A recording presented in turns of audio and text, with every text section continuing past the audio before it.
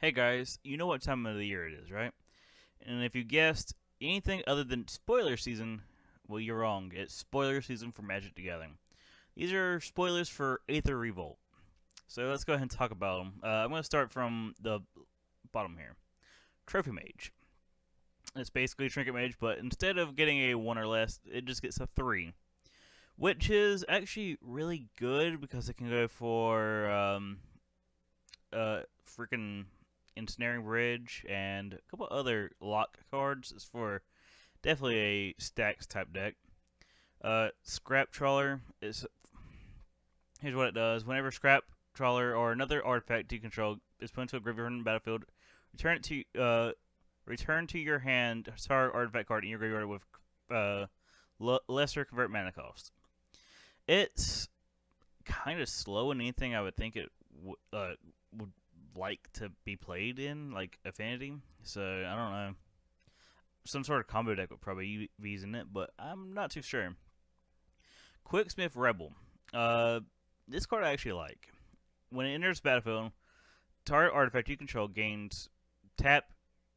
This artifact deals 2 damage to target creature or player for as long as you control Quicksmith Rebel. I think that's actually not bad for certain decks. I could see it being like used in certain standard decks. I'm not too sure how viable it is right now, but you know, it's interesting. All right, Yahani's expertise. Yeah, it's 4 mana languish type of building, but instead of -4, it's -3.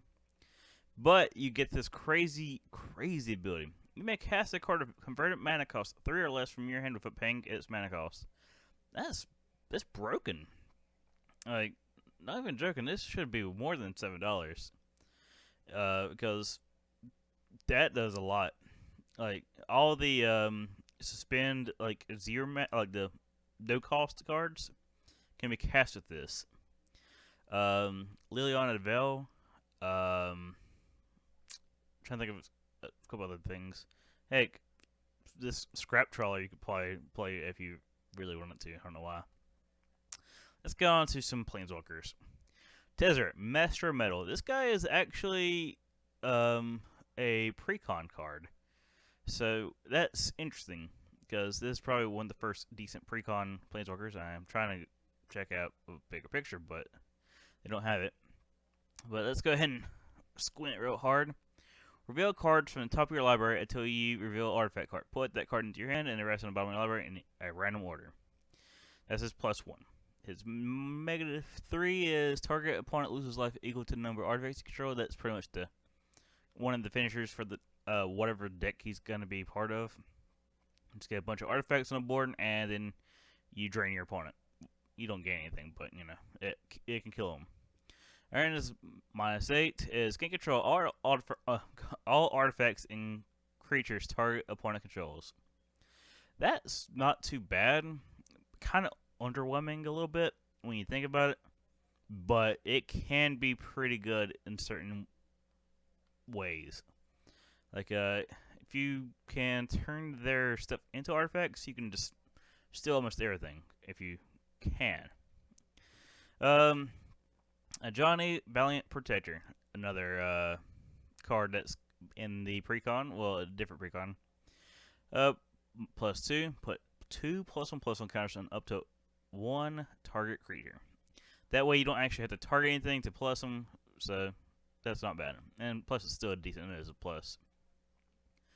+1, reveal a card from the top of your library until you reveal a creature card. Put that card into your hand, and the other on the bottom of your library in a random order. Okay, so that's kind of like Tezzeret's plus, but it gets a creature, which is still good. And his -11, that's a big number. Put X +1/+1 counters on target creature, where X is your life total. That creature gains trample until end of turn. That's pretty good. Like that can kill people. Like in Commander, like I think he's really good in Commander, really. But I don't know. A Johnny Unyielding. +2, reveal the top 3 cards of your library. Put all non-land permanent cards revealed that way into your hand and the rest on the bottom of the order in any order. That's actually really good because you can possibly get a lot of value out of that, or you could get nothing. But at least you can put them in any order, not random order. I hate random orders. -2. Exile target creature. Its controller gains life equal to its power. Basically, it gives a short supply share ability on a Planeswalker, so that's not bad. The only problem is he's got 4 loyalty, so if you do that starting out, he goes to 2, which is a very fragile place to be as a Planeswalker. His -9. Put 5+1/+1 counters on each creature you control and the loyalty counters on each other Planeswalker you control. Okay, so basically 5 counters on everything, which isn't bad. I like that ability, but it's more of a support ability for like Super Friends. So if you're playing Super Friends, that card is probably going to be in your deck because it does a lot of things. The only problem is Doubling Season does not quite do it because both of these have their loyalty just at the right spot to not let Doubling Season help. Alright, Heart of Kiran. It's a 2-mana cost legendary artifact vehicle. Flying Vigilance Crew 3. You should probably already know Crew if you are familiar with any vehicles. So you may remove a loyalty counter from a Planeswalker you control rather than Heart of Kiran's crew cost.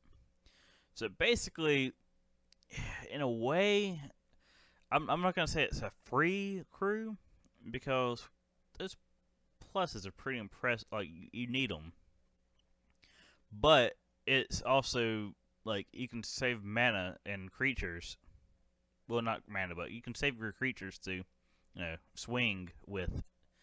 And just use a Planeswalker, like, counter to block and stuff. So I think it's not bad. And the new the Cure from freaking what is it, Eldritch Moon? I can't remember where the Cure is. Her plus goes really well with this, I believe. So you can minus to make that creature, and then plus that the Heart Kiran, you can swing in for 4 and draw a card.